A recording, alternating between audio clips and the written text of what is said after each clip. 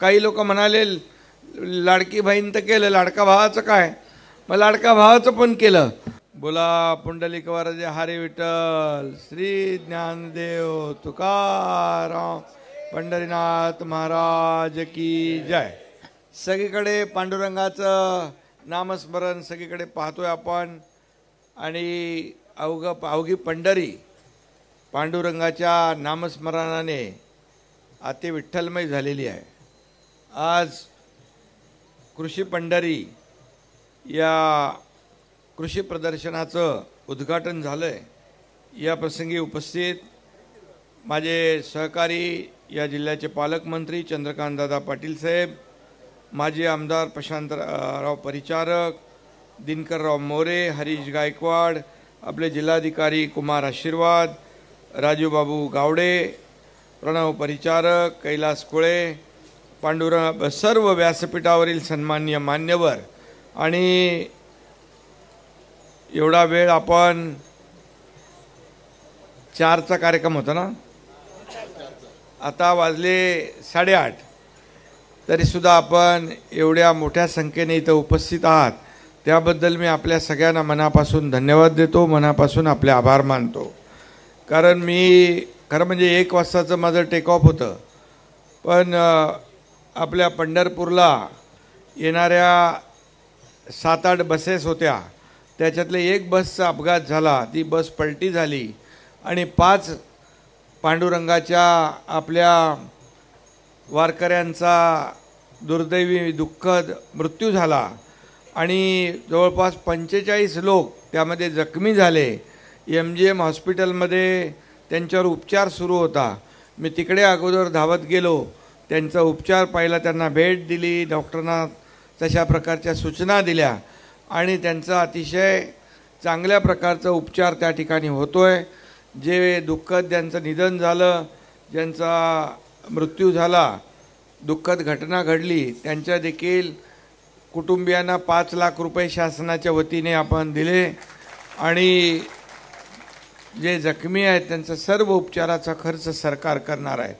आणि या सगळ्या ह्याच्यामध्ये यायला मला उशीर झाला, त्याबद्दल आपल्या सगळ्यांची दिलगिरी व्यक्त करतो. मी प्रशांत परिचारक यांचं मनापासून अभिनंदन करतो. गेल्या 8 वर्षापासूनचा हा कृषी प्रदर्शन आपण भरवताय. खरं म्हणजे आपले कर्मयोगी सुधाकर पंत परिचारक यांच्या नावाचा हा कृषी महोत्सव आहे. त्यांनी किती वेळा 6 वेळा त्यांनी आमदार म्हणून काम केलं आणि खऱ्या अर्थाने शेतकरी कष्टकरी यांच्या मागं उभं राहण्याचं काम त्यांनी केलं. आणि म्हणूनच मी आपल्याला एवढंच सांगतो की माणूस जन्माला येतो, प्रत्येकाला एकदा जायचं असतं, परंतु जात असताना किंवा कार्यकाळामध्ये आपण जे काय करतो लोकांसाठी, सर्वसामान्यांसाठी, समाजासाठी, ते मागं राहतं. म्हणजे मरावे परी कीर्तिरूपी उरावे अशा प्रकारचं त्यांनी काम केलं. आणि आपले प्रशांतराव त्यांचा वारसा पुढं चालवत आहेत.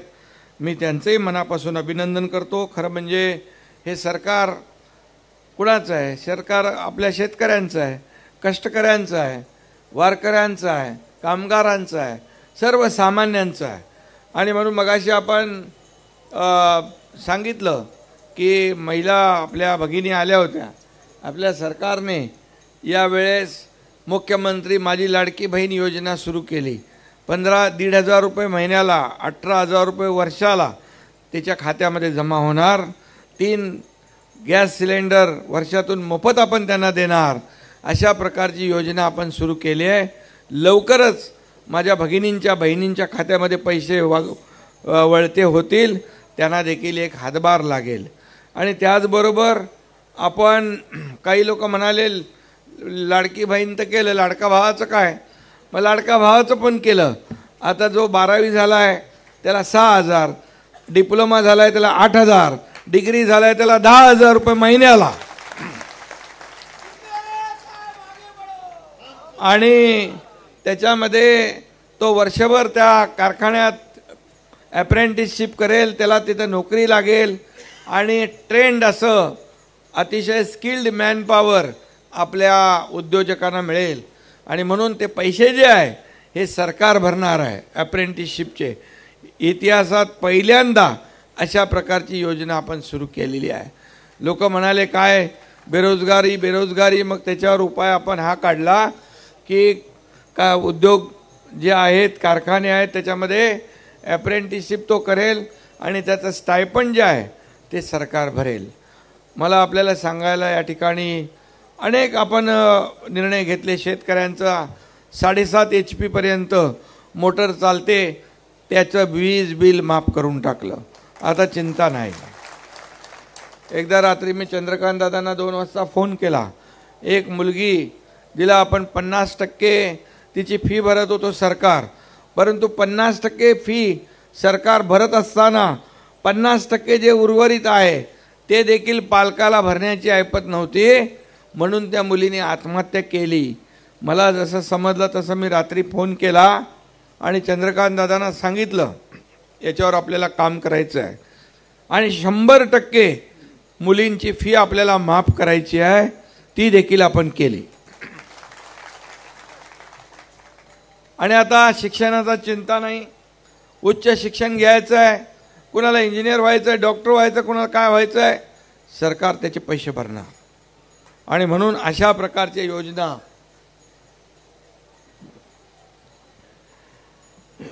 आपण केल्या.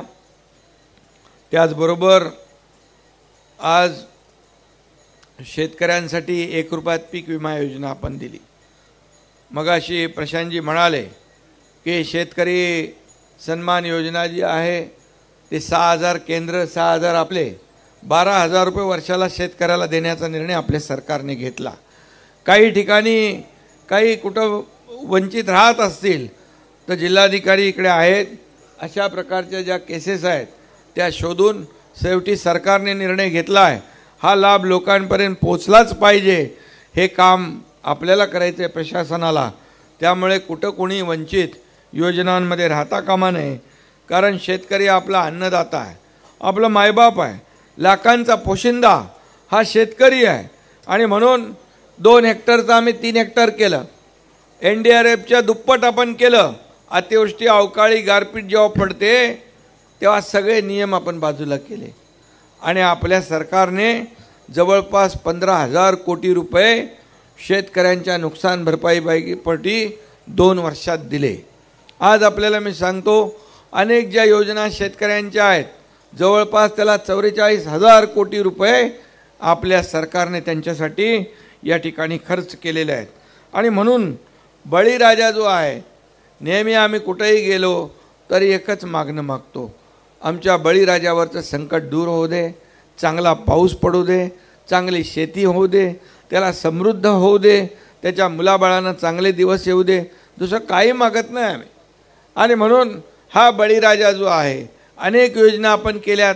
ठिबक सिंचन योजना, मागेल त्याला शेततळं, आता मागेल त्याला सोलर, आता दिवसा वीज आपण देणार आहोत. आज शेतकऱ्यांना जे पाहिजे ते देण्याचं काम आपण करतो. शेवटी हा वारकरी कोण आहे? हा पंढरपूरच्या पांडुरंगाचं दर्शन घ्यायला आलेला हाच वारकरी आहे. हा शेतकरीच वारकरी आहे. आणि त्यामुळे सरकार शेतकऱ्यांच्या बाजूचं आहे. आपल्याला एवढंच मी सांगतो. आता इथे बघितलं, मगाशी ते डाळिंब दाखवली, समाधान वाटलं. कारण एक प्रगतशील शेतकरी तयार करण्याचं काम अशा प्रकारच्या कृषी प्रदर्शनातून होत असतं. मी त्या ट्रॅक्टरचं उद्घाटन केलं. ते ट्रॅक्टरचा भला मोठा मजबूत ट्रॅक्टर आहे आणि तो शेतीसाठी एवढा उपयोगी पडेल की मला वाटतं आपल्याला अशा जे काय आपण अवजारं देतो आपण सरकारच्या माध्यमातून, त्याला आपण सबसिडी देतो. कारण याचं कारण की शेतकऱ्याचं उत्पन्न डबल झालं पाहिजे. मेहनत जेवढी आपण करतो त्याच्यापेक्षा दुपटीने आपल्याला उत्पन्न मिळालं पाहिजे.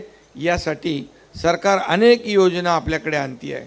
आणि म्हणून मी देखील एका शेतकऱ्याचा मुलगा आहे म्हणून गावाला गेलो की पहिला मी जातो शेतीमध्ये. मग मला म्हणतात हेलिकॉप्टरमधून जाऊन शेती करतो.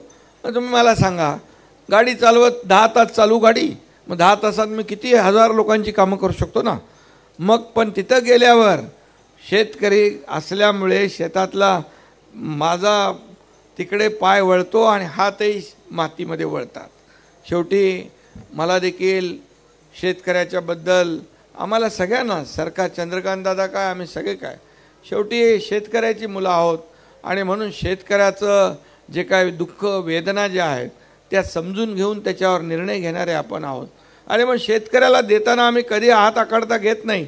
आता सोयाबीन आणि कापूसच्यासाठी आपण 5,000 कोटी ठेवलेत, दुधाला 5 रुपये आपण दिलेत आता वाढवून, आणि त्याचबरोबर आणखी जे केंद्र सरकारशी आम्ही जे काय त्यांच्याशी निगडीत जे प्रश्न आहेत ते देखील आम्ही मोदी साहेबांना आणि अमित शाह साहेबांना सांगणार आहोत की आमच्या महाराष्ट्रामध्ये हे जे काही प्रश्न आहेत हे केंद्र आणि राज्य सरकार मिळून आपल्याला सोडवायला पाहिजे। ते देखील मला विश्वास आहे, कारण केंद्राने नेहमीच आपल्याला मदत केलेली आहे आणि म्हणूनच यापुढे देखील कायम त्या ठिकाणी मदत होईल आणि नक्कीच शेतकऱ्यांचं भलं होईल। बेदाना आपण याच्यामध्ये घातला आपल्या शालेय पोषण आहारामध्ये, कारण पौष्टिक आहे आणि म्हणून पाणी पौष्टिक आहे, मुलांना पौष्टिक अन्न मिळेल, पण माझ्या शेतकऱ्याचा देखील बेदाना त्या ठिकाणी जाईल, त्याची खपत होईल आणि त्यालाही 4 पैसे मिळतील। हा डबल आमचा स्वार्थ आहे, बाकी काही नाही। आणि म्हणून शेतकऱ्याला जे जे काय आम्हाला करायचं आहे ते नक्की आम्ही करतोय। बळीराजा कृषी सवलत योजनेतून कृषी पंपांना देखील आम्ही आता मगाशी मी म्हटलं की मोफत वीज देण्याचा निर्णय घेतला आम्ही, आणि यामध्ये खऱ्या अर्थाने आपल्याला देखील प्रशांतराव यावेळेस सर्वोत्कृष्ट आपलं राज्य कृषी क्षेत्रात नंबर 1चा असा पुरस्कार देखील मिळाला आहे। देशातला सर्वात मोठा पुरस्कार जो सन्मान पुरस्कार आहे तो आपल्या राज्याला मिळाला आहे आणि म्हणून राज्यामध्ये देखील शेतकऱ्यांच्या ज्या काही योजना आहेत त्याला आपण मोठ्या प्रमाणावर चालना देतोय। पाशा पटेलने तर आपलं बांबूची लागवड केली, बांबू आपण दुर्लक्षित होता, आपण बांबू लागवडीमध्ये देखील मनरेगातून 7 लाख रुपये हेक्टरी आपण अनुदान देतो, 7 लाख रुपये। म्हणून बांबूचं देखील क्लस्टर आपल्याला करायला हरकत नाही। बांबूला का आपल्याला वाटलं बांबू काय, बांबू दुर्लक्षित होता, पण बांबूचे जे बाय प्रॉडक्ट आहेत आज पाहिल्यानंतर कितीतरी वस्तू त्याच्या बनतात, अगदी 5 स्टारचं फर्निचर पण, एअरपोर्टचं फर्निचर पण या ठिकाणी बांबूपासून इथेनॉल होतं, बांबूपासून टी-शर्ट होतंय, बांबूपासून कपडे होत आहेत, बांबूपासून टॉवेल होतोय, हे आपल्या कोणा माहीतच नव्हतं। पण पाशा पटेल यांनी हे बांबूचं जे काय, बरं बांबू ऑक्सिजन जास्ती सोडतो, कार्बन डायऑक्साईड जास्ती शोषतो, हे सगळं जे काय, आणि म्हणून भविष्यात हे ग्लोबल वॉर्मिंग, क्लायमेट चेंज आज बघितलं आपण 45, 47, 48, 50 डिग्रीपर्यंत तापमान जातं। हे आपल्याला थांबवायसाठी मोठ्या प्रमाणावर वृक्ष लागवड करावी लागेल आणि त्याच्यात देखील आपल्या सरकारने मोठा पुढाकार घेतला आहे आणि नक्की यामध्ये देखील क्रांती होईल। मोठ्या प्रमाणावर आपण त्याच्यामध्ये पुढे जातोय। आज तुम्हाला मी सांगतो, आपले कलेक्टर इकडे आहेत, साताऱ्याच्या कलेक्टरनी 10,000 हेक्टर बांबू लागवडीचं कन्सेंट शेतकऱ्यांकडून घेतला, 10,000 हेक्टर।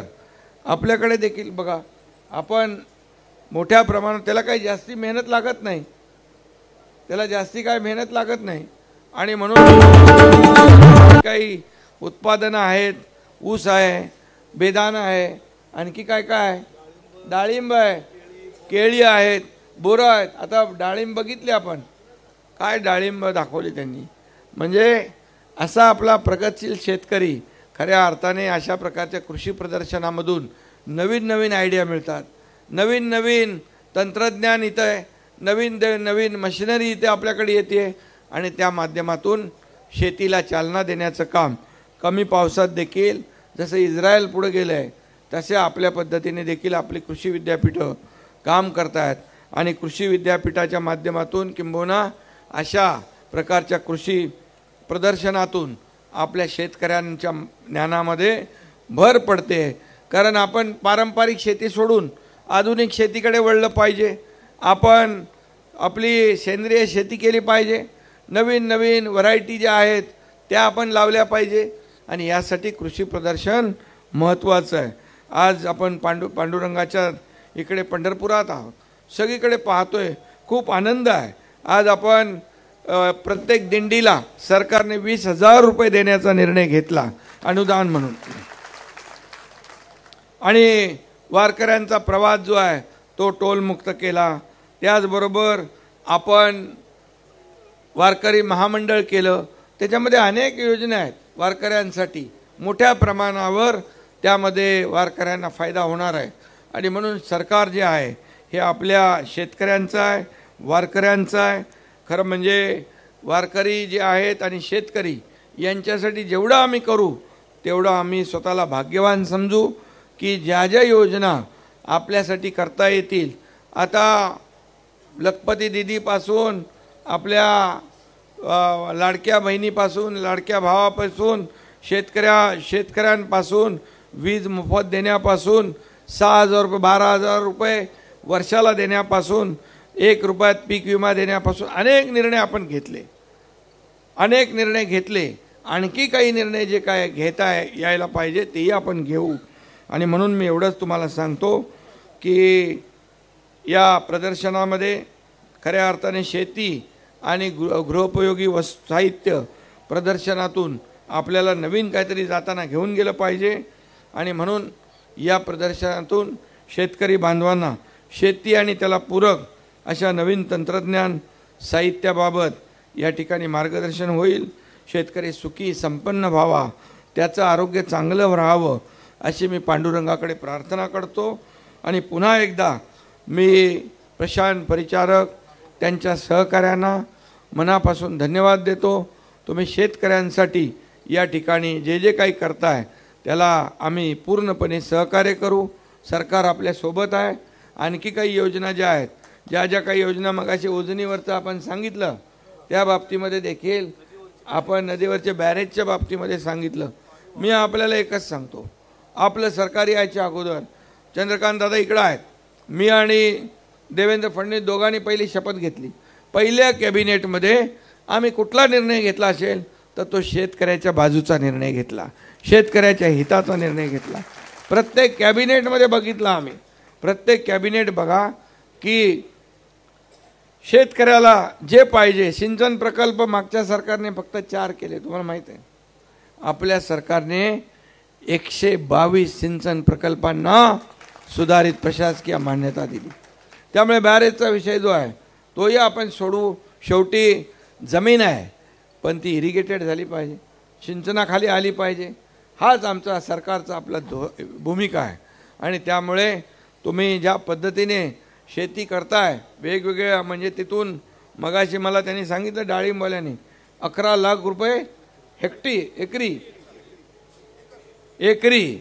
11 लाख रुपये एकर, असं सगळ्यांना तुम्ही, या सर्व शेतकऱ्यांना त्याचं तुम्ही हे केलं पाहिजे, प्रशिक्षण दिलं पाहिजे, त्यांना मदत केली पाहिजे, क्लस्टरची शेती केली पाहिजे, समूह शेतीचा विकास। आणि त्यामुळे ज्या माध्यमातून माझ्या शेतकऱ्यांना 4 पैसे जास्ती मिळतील, त्यांचं आयुष्य सुखी होईल, समाधानी होईल, यासाठी आपण जे जे काही लागेल ते सरकार म्हणून आम्ही करू, एवढीच खात्री आपल्याला देतो। पुन्हा एकदा सगळ्यांना मनापासून धन्यवाद। जय हिंद, जय महाराष्ट्र। एबीपी माझा, उघडा डोळे बघा नीट।